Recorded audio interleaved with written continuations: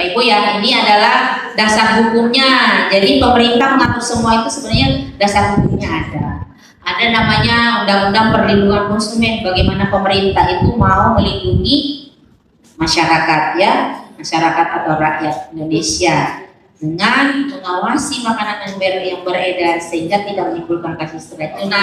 Kemudian ada namanya Undang-Undang Pangan di induknya ya, tentang pangan. Nah di sini ada pangan-pangan yang tidak memenuhi syarat seperti apa, kemudian apa sanksinya kalau menjual makanan yang tidak sehat itu. Kemudian di tentang pemerintah daerah juga ada ya, kewajiban daerah untuk mengawasi resiko-resiko yang ada di pemerintahnya. Kemudian ada tentang kesehatan. Nah, ini tentang kesehatan ini juga di dalamnya ada menyangkut mengenai tadi bahaya-bahaya yang terjadi bila makanan itu tidak sehat gitu ya, dan bagaimana cara menghindarinya. Kemudian yang di bawah, yang dilingkari itu adalah proses perizinannya diatur oleh peraturan yang terkait di sini ya, Bapak Ibu ya.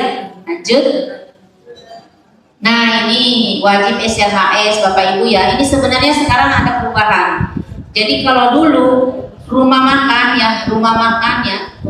itu tidak masuk di dalam SLHS. Sekarang ada rumah makan yang skala besar itu masuk SLHS. Tulisannya rumah makan tapi dia kapasitasnya besar ya, itu masuk di wajib SLHS. Atau dia kafe, rumah makan yang agak kecil tapi dia franchise atau dia punya cabang di mana-mana, itu dia wajib SLHS. Jadi tidak hanya sekedar ini, yang wajib SLHS itu adalah catering ya, ada catering golongan A, golongan B dan golongan C. Nah, ada restoran hotel termasuk, kemudian industri tahu kedelai dan tempat air minum. Nah, kalau yang seperti ini nanti yang Bapak Ibu mungkin hanya stiker pelabelan ya.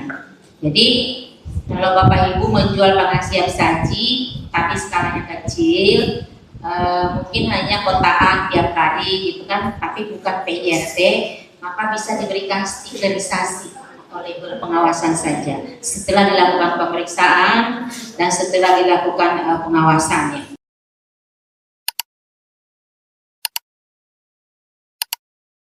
Oke nih, cemaran pangan dan penyakit bawaan pangan. Oke, fokus bahasan kita ada 3 Bapak Ibu. Cemaran fisik, cemaran biologi, dan cemaran kimia. Fokus bahasannya ada 3. Tadi ada di soal bukan? Oke ya, cemaran fisik, kimia, dan biologi. Terus yang terakhir ada alergen. Ini akan saya bahas singkat saja. Keracunan pangan. Baru-baru ini baru aja ada kasus 50 orang siswa keracunan pangan karena diare, mereka mengalami diare. Keracunan pangan adalah seseorang yang menderita sakit dengan gejala dan tanda keracunan yang disebabkan karena mengkonsumsi pangan yang diduga mengandung cemaran biologi dan kimia. Mengapa biologi dan kimia saja? Tidak ada fisik. Tadi cemaran ada 3 ya. Fisik, biologi, kimia. Tapi yang disebutkan di sini hanya biologi dan kimia. Karena fisik bisa dilihat dengan mata. Bisa kita ambil, kita singkirkan ya. Tapi kalau kuman, bakteri nggak bisa ya. Benar, cemaran fisik itu adalah cemaran yang bisa dilihat dengan mata dan bisa kita ambil, kita buang ya, kita singkirkan. Ini apa Bu? Bapak Ibu apa ini? Baut. Ini rambut. Ini staples. Ini terus ini tutup pulpen. Ini kancing baju. Oke. Yang paling jarang kita temui ini ya. Ini jarang ya. Kalau untuk paku biasanya untuk rumah makan yang besar yang pakai pihak ketiga, baru bahan bakunya dikasih pakai kayu gitu ya, dari kayu, kotak kayu yang dibungkus gitu ya. Biasa kayunya bisa kita jadikan palet gitu ya. Kalau untuk rambut Bapak Ibu bisa dihindari sebenarnya kan dengan benar penutup rambut atau hair net. Kalau untuk staples bisa diganti Bapak Ibu dengan apa? Karet, benar. Terus tusuk gigi, benar. Sebenarnya bisa kita hindari. Bapak Ibu lihat kasus Bapak Ibu.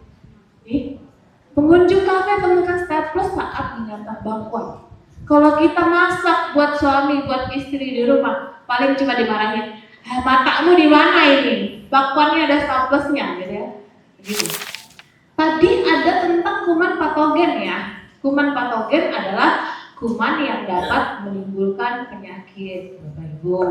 Terus ada tentang suhu ya, susu dan telur itu 0 sampai 60 derajat Celcius. Oke?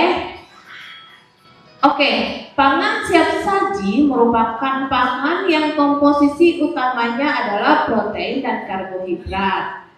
Protein dan karbohidrat adalah tempat yang disukai oleh kuman patogen. Protein apa aja Bapak Ibu? Makanan yang ada proteinnya. Telur, ikan, susu, apa lagi? Tempe, apa lagi? Tahu, benar. Kalau karbohidrat, nasi, kentang, singkong, gandum. Gandum buat roti. Bahan dasarnya gandum dan tepung. Ya benar, tepung. Makanya Bapak Ibu, makanan tadi yang kita bilang kalau disimpan di suhu ruang, cepat nggak berjamur Bapak Ibu? Cepat bau nggak? Ya, cepet ya, karena disukai sama kuman patogen. Tapi Bapak Ibu, ini ada di sini disebutkan. Mayoritas pangan siap saji merupakan pangan dengan pH 4,6. 4,6 sampai 7,5, netral, tidak asin. Bapak Ibu tahu manisan? Gula-gula manisan apa gitu? Ya, itu biar ditaruh di suhu ruangan juga dia nggak basi-basi ya. Karena kumannya nggak bisa hidup, jadi dia mati. Terus ada asinan, sama juga ya, itu awet juga. Kenapa? Kumannya nggak bisa hidup, dia cuma bisa hidup di netral, ya. Apalagi madu, madu itu bisa sampai tahunan dia Bu, dia tidak akan basi. Terus ada juga pangan siap saji, adalah pangan yang disajikan suhu 5 sampai 60 dan kebanyakan dikonsumsi 4 jam. Bapak Ibu yang punya warung makan, pastikan sayurnya yang disajikan tidak basi, tidak berbau ya Bapak Ibu. Dipastikan, jika udah dekat-dekat sudah membasi jangan disajikan ya Bapak Ibu. Ada warung makan yang tidak tahu rugi, nasi sudah berair dikasih gitu ya. Itu saya nggak tahu, aku habis pikir. Dia pikir kita mau makan yang berair-air gitu ya, udah basi gitu. Otomatis pelanggannya pergi dan dia pede aja ya udah pas banyak kok pelanggan saya gitu. Tapi Bapak Ibu kehilangan satu pelanggan itu susah loh. Nanti dia ngomong ke teman-temannya lagi jangan makan di situ jangan habis gitu ya. Bahan pembersih dan sanitasi yaitu biasa kita pakai sabun ya, sabun atau deterjen, pembersih atau sanitizer khusus untuk peralatan yang kontak dengan makanan. Digunakan untuk menghilangkan kotoran, lemak dan sisa makanan pada peralatan. Bekerja dengan cara memecah minyak sehingga mudah dibilas dengan air. Contoh penggunaan cuci piring, alat masak, meja kerja. Jadi di sini kita juga walaupun cuma untuk mencuci piring, kita juga harus memperhatikan peralatannya karena sering juga kita lakukan jika kami melakukan IKL ke lapangan, hal-hal tersebut yang sangat kami perhatikan. Mulai dari tempat pencucian peralatannya sampai peralatannya Bapak Ibu gunakan. Kalau kue kering mungkin ovennya, loyangnya harus diperhatikan ya. Kalau mungkin usahanya sudah besar, pasti karyawannya banyak dan peralatannya semakin banyak. Tetapi kalau masih usahanya kecil-kecil, saya rasa masih muda ya, mungkin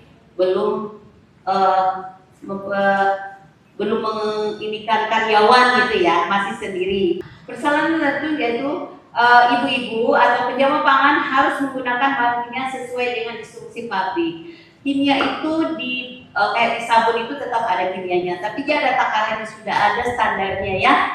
Kayak kita juga membuat kue, itu pasti sudah ada pengawetnya di dalam, kayak tepung, gula itu pasti ada pengawetnya, tapi dia sudah ada standarnya. Nah kalau sudah ada pengawetnya, terus pada saat kita mengolah, kita tambah lagi pengawet, nah itu yang bahaya. Tapi kalau kita melakukan segala sesuatu itu sesuai prosedur, yaitu menjaga kebersihan, pengolahannya bagus, yang mengikuti mulai standar dari pemilihan bahan sampai ke produksi, pasti awet. Salam Germas. Sehat bugar.